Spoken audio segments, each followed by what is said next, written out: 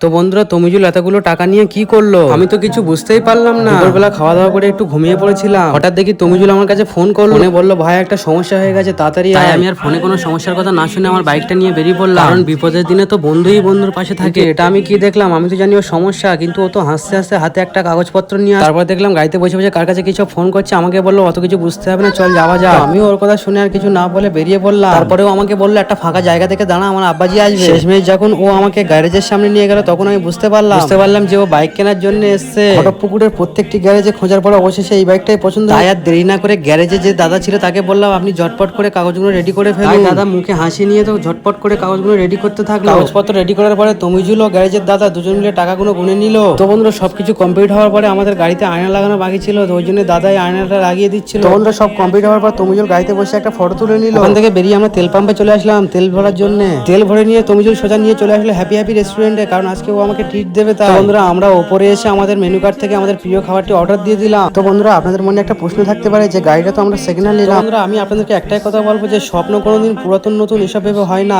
আজকের রোল খেতে খেতে ভিডিওটা শেষ করলাম। তো বন্ধুরা আজকের ভিডিওটি আপনাদের কেমন লাগলো অবশ্যই কমেন্টে জানাবেন। এরকম ধরনের মিনি ভ্লগ দেখতে আমাদের চ্যানেলটি সাবস্ক্রাইব করতে ভুলবেন না।